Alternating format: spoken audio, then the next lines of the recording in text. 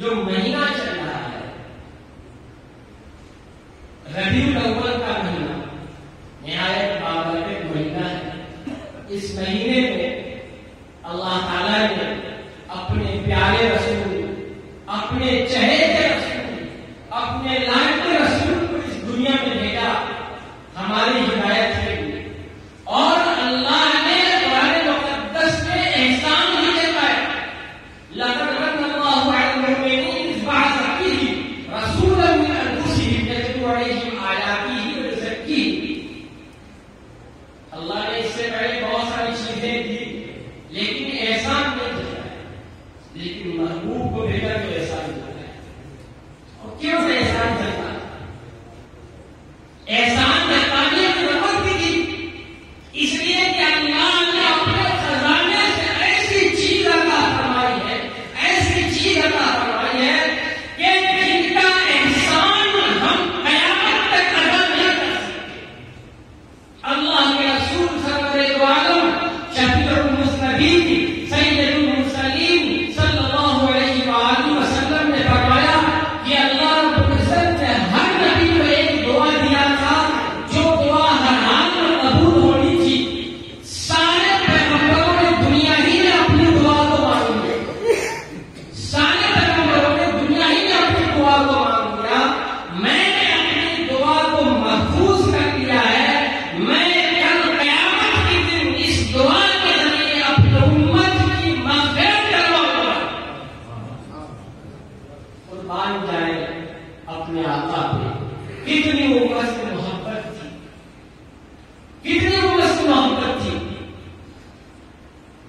آج لوگ دھڑلے سے اللہ کے محبوب کے شان میں گستاخی کر رہے ہیں. ایک مومن چاہے کتنا ہی جگہ ہو جائے گا لیکن وہ اللہ کے نبی کے شان میں ذرہ برابر بھی گستاخی برداشت نہیں کر سکتا. کتنا بھی ایمان کا کمزور ہو جائے اگر وہ اللہ کے نبی کی شان میں گستاخی کو برداشت کر رہا ہے تو اس کے ایمان میں کھوٹ ہے. میں نے جو حدیث پاک پڑھی اس میں اللہ کے محبوب نے ارشاد فرمایا لا یؤمن احدکم حتی اکون احب الیہ من والدہ وولدہ والناس اجمعین. کہ تم میں سے کوئی بھی اس وقت تک مومن کامل نہیں ہو سکتا جب تک کہ میں اس کے نزدیک اس کے باپ، اس کی اولاد اور تمام لوگوں سے زیادہ محبوب نہ ہو جاؤں تب تک وہ مومن کامل نہیں ہو سکتا. مجھے اپنی ذات سے بھی زیادہ اللہ کے رسول سے محبت کرنا لازم ہے. اور وہ بھی کیوں نہیں؟ اللہ نے اپنے محبوب کی شان میں جب حضور کے زمانے میں آپ کے شان میں گستاخی ہوئی تو اللہ نے عرش سے اس کا جواب دیا اور ایسا جواب دیا ہے کہ قیامت تک لوگ لعنت بھیج رہے ہیں.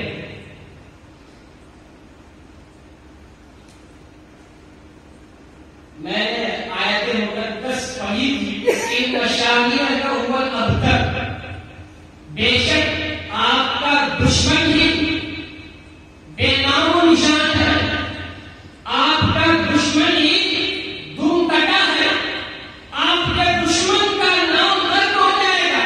ان نشانیوں کا ہوا اب تک بڑی مشہور آیت ہے. ہم اکثر نمازوں میں اس کو تلاوت کرتے ہیں اور قرآن مقدس کی سب سے چھوٹی سورہ ہے سورہ کوثر کی آیت ہے. یہ آیت کب نازل ہوئی؟ جب اللہ کے رسول صلی اللہ علیہ وآلہ وسلم کے لڑکے کا انتقال ہوا. پہلے آپ کے لڑکے حضرت قاسم کا وصال ہوا، پھر حضرت عبداللہ جو آپ کے صاحبزادے آپ کے صاحبزادے کا بھی نام عبداللہ ہے، آپ کے والد کا نام عبداللہ ہے، صاحبزادے کا بھی نام عبداللہ ہے.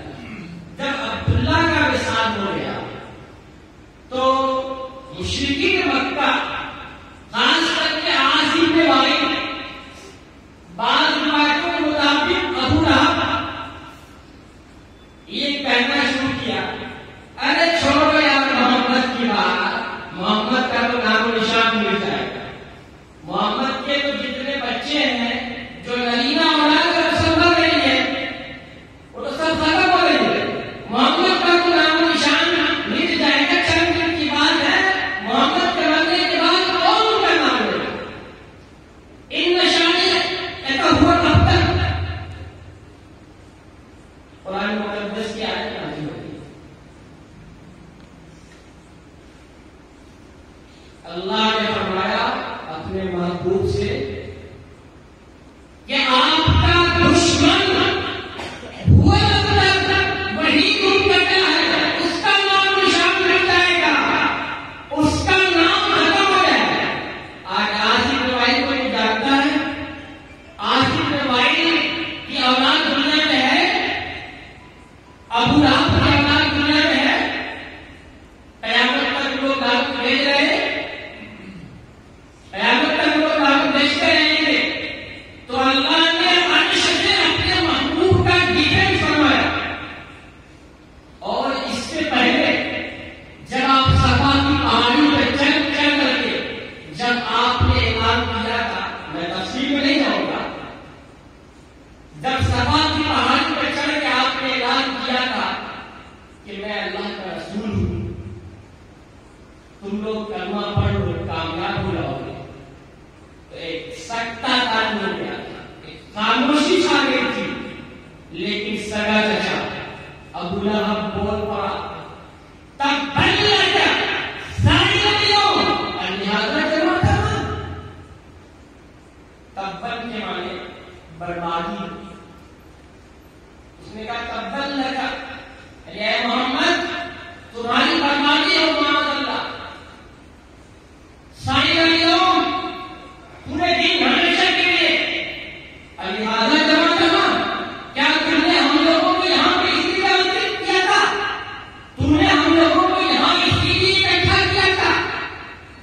اب ذرا ابو لہب کے الفاظ پہ غور کیجیے اور رب العالمین کے الفاظ پہ غور کیجیے. ابو لہب نے کہا تبًّ لک سائر اليوم، تبًّ لک، تمہاری بربادی ہو اے محمد معاذ اللہ، 1000 بار معاذ اللہ. تو اللہ کو یہ گستاخی اتنی خراب لگی کہ اللہ نے پوری ایک سورت ہی نازل فرما دی. تبت یدا ابی لہب، ابو لہب برباد ہو گیا. ابو لہب کے ہاتھ دونوں ہاتھ ٹوٹ گئے، اور تب وہ ضائع ہو گیا.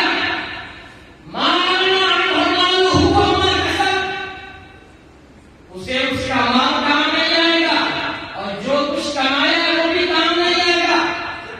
سیصلیٰ نارا ذات لہب، ان قریب وہ داخل ہوگا نارا، ایک ایسی آگ میں، ذات لہب جو آگ شعلہ والی ہے. لہب کے معنی شعلہ، لیکن اللہ یہاں بھی لہب ابو لہب کے نام کو یہاں دیا ہے.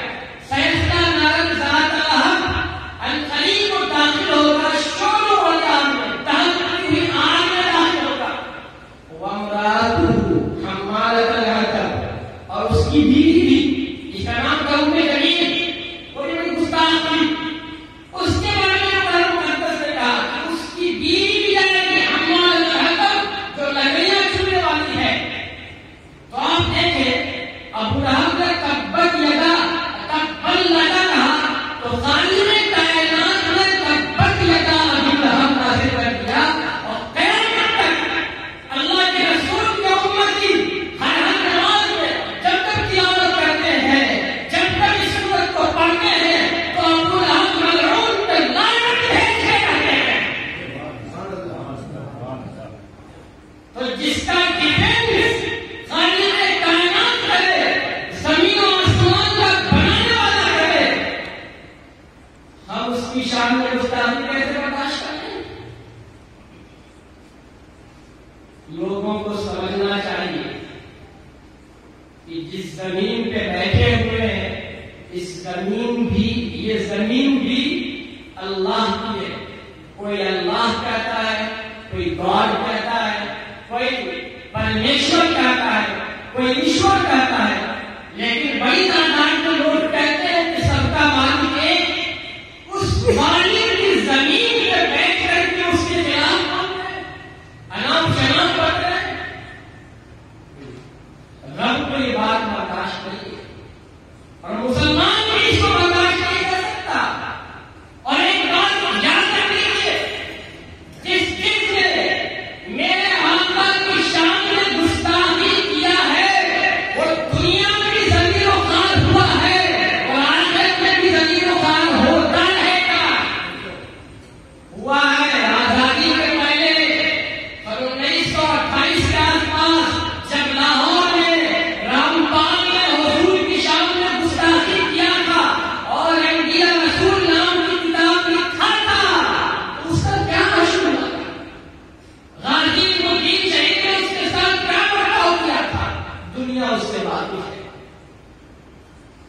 ہم کسی کو بھڑکانے کی بات نہیں کرتے. اسلام امن کا مذہب ہے, اسلام شانتی کا مذہب ہے, اسلام پیس کا مذہب ہے. خود قرآن مقدس کی آیت ہے, من قتل نفسا بغیر نفس او فساد فی الارض فکأنما قتل الناس جميعا, کہ جس نے کسی ایک انسان کو, جس نے کسی ایک بے گناہ انسان کو قتل کیا, اس میں نہ ہندو کی قید ہے, نہ مسلمان کی قید ہے, نہ عیسائی کی قید ہے, نہ یہودی کی قید ہے, نہ سکھ کی قید ہے, نہ جینی کی قید ہے, نہ بدھسٹ کی قید ہے. مطلق یہ آیت ہے کہ جس نے کسی بھی انسان کو, کسی بھی ویکتی کو بے گناہ ویکتی کو مار رہا ہے, چاہے وہ بم سے مارنے والا ہو, چاہے بندوق سے مارنے والا ہو, چاہے تلوار سے مارنے والا ہو, اگر کسی بے گناہ انسان کو قتل کرتا ہے تو وہ ایسا ہے کہ جیسے اس نے ساری انسانیت کو قتل کر دیا, جیسے اس نے ساری مانوتا کو قتل کر دیا. ہم یہ کہتے ہیں کہ ہم تو کسی مذہب کو نہیں چھوڑتے, ہم تو کسی مذہب کے پیشوا کو, کسی مذہب کے بڑے لوگوں کو ہم نے کبھی برا نہیں کہا. اور خود ہمارے قرآن مقدس میں کہا گیا, وَلَا تَسُبُّوا الَّذِينَ يَدْعُونَ مِن دُونِ اللَّهِ فَيَسُبُّوا اللَّهَ عَدْوًا بِغَيْرِ عِلْمٍ, کہ تم ان لوگوں کو گالی نہ بکو. وَلَا تَسُبُّوا الَّذِينَ يَدْعُونَ مِن دُونِ اللَّهِ, تم ان لوگوں کو گالی نہ بکو جو اللہ کو چھوڑ کے دوسروں کی عبادت کرتے ہیں, دوسروں کو پکارتے ہیں, ان کو گالی مت دو, ورنہ وہ لائنی میں اللہ کو گالی دیں. تو ہمارا قرآن سکھا رہا ہے, اللہ خالق کائنات ہمیں بتا رہا ہے کہ ہم کسی کو برا بھلا نہیں کر سکتے, ہم کسی کو نہیں کر سکتے برا بھلا, اور نہ ہم کہیں گے, ہمارا مذہب ہمیں سکھاتا ہی نہیں. لیکن بس ہم اتنی درخواست ضرور کرتے ہیں کہ ہمارے نبی کی شان میں گستاخی نہ کی جائے. ہمارے نبی کے ہمیں مان لو. تم بڑے بڑے لوگوں کو مانتے رہے, بڑے بڑے بینکے ہوتے رہے, دنیا کے بڑے بڑے علاقے میں, اکثر ملکوں میں بڑے بڑے حادثات ہوئے ہیں اور ہوتے رہتے ہیں, ہزاروں جانیں آتی ہیں, اس پہ احتجاج نہیں ہوتا ہے. لیکن خود ہماری جان جائے گی تو اس پہ کوئی احتجاج نہیں ہوگا. لیکن اگر ہمارے نبی کی شان میں گستاخی ہوگی تو ادنا سے ادنا بھی مسلمان اس کو برداشت نہیں کر سکتے. اور چھوڑیے غیروں کی بات, رب العالمین نے تو خود مومنوں کو یہ فرمایا قرآن مقدس میں. لیکن آپ اللہ نے اپنے محبوب پر کتنا خیال کرنا ہے. کچھ لوگ حضور کو حجرے کے باہر سے آواز لگا رہے تھے, کچھ دیہاتی لوگ تھے. اللہ نے قرآن کریم کی آیت نازل فرما دی, ان الذین ینادونک من وراء الحجرات, جو لوگ آپ کو حجروں سے, حجرے کے پیچھے سے آواز لگا رہے ہیں, اکثر اس میں جاری ہے. اور اس سے پہلے فرمایا, لا ترفعوا اصواتکم فوق صوت النبی ولا تجهروا له بالقول كجهر بعضكم لبعض ان تحبط اعمالكم وانتم لا تشعرون. کہ اے مومنوں, اے وہ لوگ جو ایمان لائے, تمہاری آواز نبی کی آواز سے بلند نہ ہونے پائے. جس طرح تم ایک دوسرے سے باتیں کرتے ہو تو اس طرح نبی کی آواز سے تمہاری آواز بلند نہ ہونے پائے, ورنہ تمہارے اعمال ختم ہو جائیں گے. پوری نمازیں, روزے, زکات, حج, نوافل, خیرات سب ختم ہو جائے گا. اور تم لا تشعرون, تمہیں احساس نہیں ہوگا, تم جان نہیں پاؤ. تو اللہ تو مومنوں کے بارے میں فرما رہا ہے کہ تمہیں احساس نہیں ہوگا. اور ایک موقع جب اللہ کے رسول صلی اللہ علیہ وآلہ وسلم کا حضرت زینب سے نکاح ہوا. زینب آپ کی پھوپھی کی لڑکی ہے, جن کا نکاح پہلے زید کے حادثہ سے ہوا. تفصیل میں نہیں جاؤں گا. زید کے حادثہ آپ کے منہ بولے بیٹے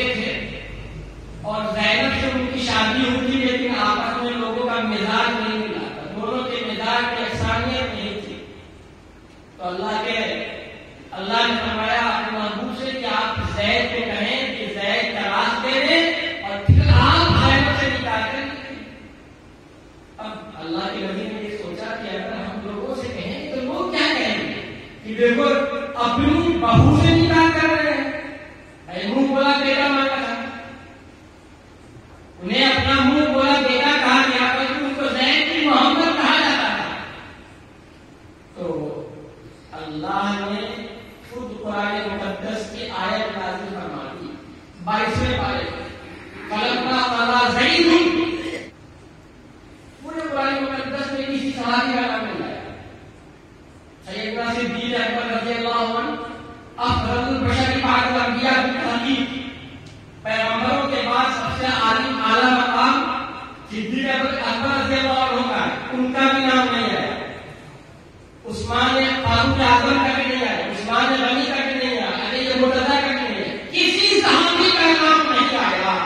اگر کسی کا نام آیا بھی ہے تو اشارے میں آیا ہے, ڈائریکٹ نام نہیں کہا گیا. لیکن زید بن حارثہ کا نام ایک بس زید ایسے صحابی ہیں جن کا نام 22ویں پارے میں آیا کہ جب زید کی ضرورت پوری ہو گئی تو اے نبی ہم نے آپ کا نکاح زینب سے کر دیا. اسی لیے کبھی کبھی زینب رضی اللہ عنہا کہا کرتی تھی کہ اور لوگوں کا بھی نکاح زمین پہ ہوا ہے, ہمارا نکاح آسمان پہ ہوا ہے. بہرحال تو جب زینب کا نکاح ہوا تو زینب کے ولیمے میں آپ نے بہت دھوم دھام سے ولیمہ کیا آپ نے, یعنی کافی کھانے پینے کا انتظام کیا, لوگوں کو بلایا, بڑی تعداد میں لوگوں کو دعوت دی گئی. ولیمہ سنت بھی ہے. تو جب دعوت کھانے کے بعد صحابہ بہت دیر تک بیٹھے اور بیٹھ کے باتیں کرتے رہے, اور حضور چاہتے ہیں کہ یہ لوگ جائیں. اب بیٹھے رہے, آپ کو تکلیف ہو رہی تھی لیکن وہ بیٹھے ہوئے تھے اور آپ کا اخلاق تھا کہ آپ کسی سے کہتے نہیں تھے. تو اللہ کو یہ ادا بھی پسند نہیں آئی, صحابہ کی یہ ادا بھی پسند نہیں آئی. جانساز صحابہ ہے, حضور کے جانساز صحابہ ہے. اللہ نے فرمایا فَإِذَا دَعِيتُمْ فَانْتَشِرُوا وَلَا مُسْتَأْنِسِينَ لِحَدِيثٍ. کہ جب نبی کے پاس ان کو دعوت دی جائے, نبی کے گھر کو دعوت دی جائے تو کھانا کھا لو, فَانْتَشِرُوا بکھر جاؤ, پھر نکل جاؤ وہاں سے. وَلَا مُسْتَأْنِسِينَ لِحَدِيثٍ, بیٹھ کے باتیں نہ کرو. إِنَّ ذَلِكُمْ كَانَ يُؤْذِي النَّبِيَّ, اس سے نبی کو تکلیف ہوتی, نبی کو اس سے تکلیف ہو رہی تھی. اللہ نے قرآن کی آیت نازل فرما دی اور قیامت میں ہم اس کی تلاوت کر رہے ہیں. آپ دیکھیں خالق کائنات کو اپنے محبوب سے کتنی محبت ہے کہ ہر موقع پہ رب العالمین اپنے محبوب کے ڈیفینس کا انتظام کر سکتا ہے. بس ایک آخری بات بتا کر کے اپنی بات کو ختم کر دیتا ہوں. ابھی یہ زیادہ طویل عرصہ نہیں ہوا ہے. شاہ فہد جو کسی زمانے میں سعودی عرب کے بادشاہ ہوا کرتے تھے, انقلاب اخبار میں ایک مضمون چھپا تھا, تقریباً 2 مہینے کے آس پاس, 2 مہینے پہلے. ایک ہاشم اعظمی مصباحی صاحب کا مضمون تھا. اس مضمون کو ہمیں دکھایا تھا مظفر حسین صاحب نے. اس مضمون کو میں پڑھا تو بڑا متاثر ہوا میں کہ رب العالمین اپنے محبوب سے کتنی محبت کرتا ہے کہ رب جو اپنے لیے پسند فرماتا ہے وہی اپنے محبوب کے لیے پسند فرماتا ہے. اس میں یہ تھا کہ سعودی گورنمنٹ نے یہ فیصلہ لیا کہ خانہ کعبہ کا جو مقام ہے جہاں پہ طواف کیا جاتا ہے, تو چونکہ دھوپ بہت ہوتی ہے, گرمی شدید ہوتی ہے, تو ایک ایسا پتھر بچھا دیا گیا ہے جو ٹھنڈا ہو. تو ایک بڑے انجینئر تھے مصر کے محمد کمال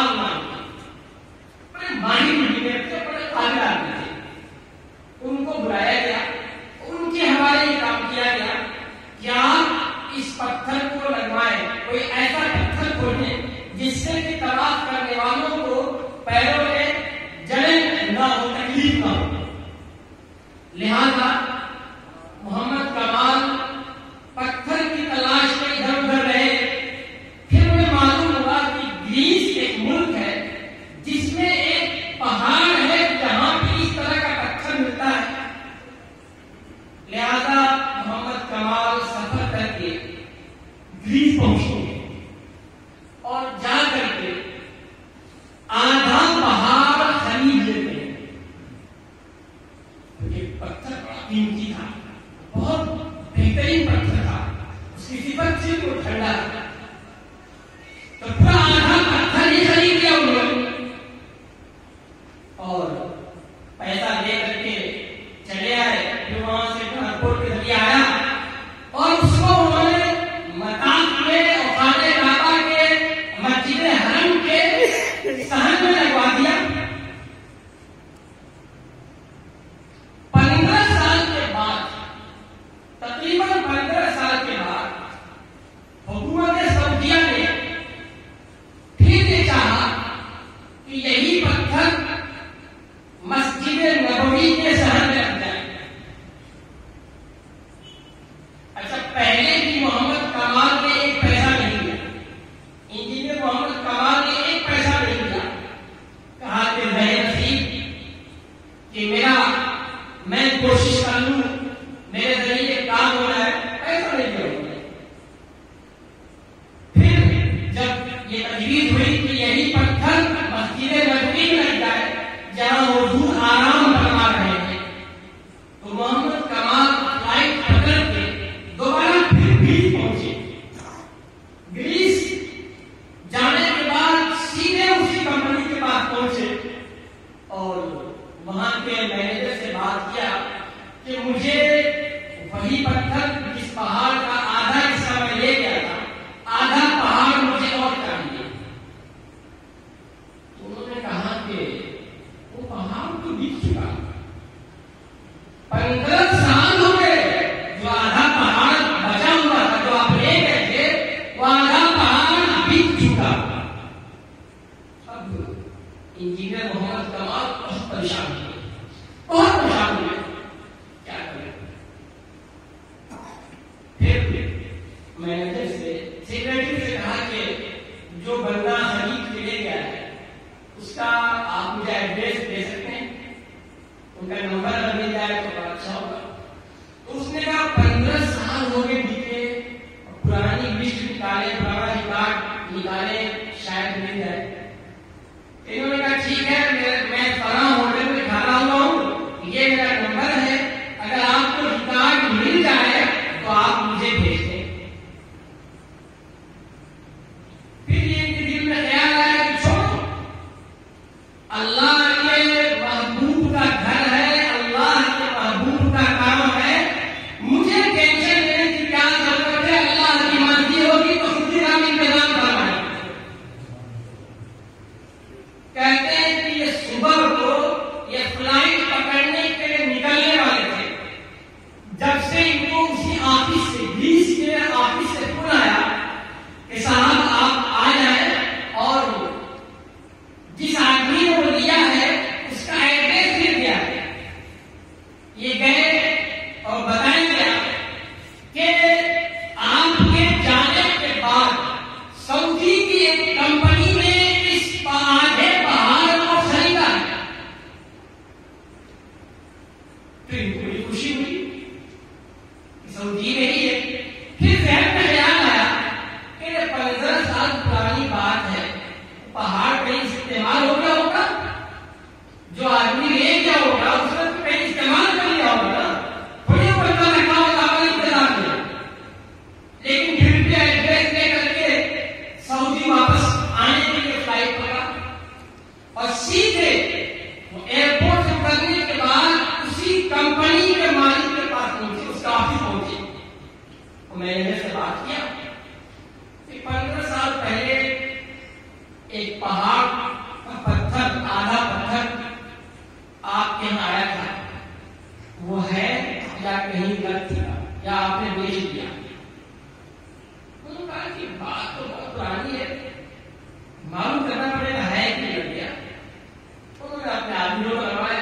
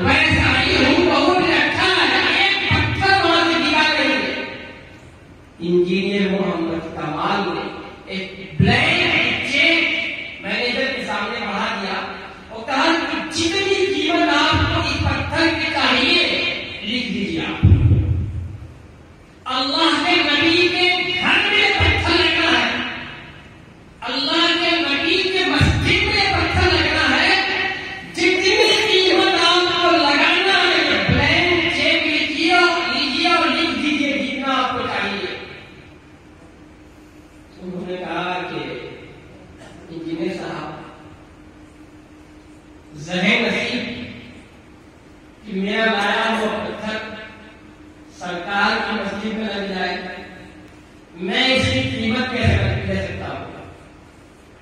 یہ تو میری خوش نصیبی ہوگی کہ میرا لایا ہوا پتھر، منگایا ہوا پتھر سرکار کے روضے کے پاس حضور کے مسجد میں لگ جائے۔ اس سے بڑی سعادت کی بات کیا ہوگی؟ میں ڈھیر سارا پتھر آپ کو دیتا ہوں۔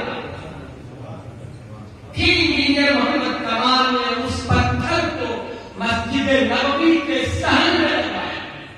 اب آپ دیکھیں، تصور کریں کہ اللہ نے جو چیز اپنے لیے پسند فرمایا وہی چیز خالق کائنات نے اپنے محبوب کے لیے پسند فرمایا۔ اور کیا انتظام فرمایا کہ 15 سال سے کمپنی کا مالک اس پتھر کو لا کے اپنے رکھا تھا، ایک گاہک نہیں آیا، ایک کسٹمر نہیں آیا، اس پتھر کو کسی نے خریدا نہ سے۔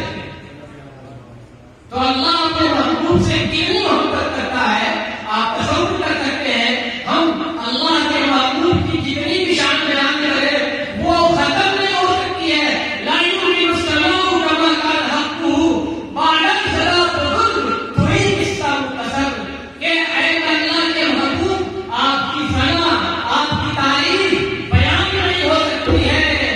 بعد بزرگ تھوڑی قصہ مختصر، اللہ کے بعد اگر کسی کا مقام ہے تو اے اللہ کے محبوب آپ کا مقام ہے۔ نہ آپ سے بعد کوئی آیا تھا اور نہ آیا ہے اور صبح قیامت تک آ سکے گا۔ اللہ تعالی ہم سب کو اپنے محبوب کے سنت پہ عمل کرنے کی توفیق عطا فرمائے۔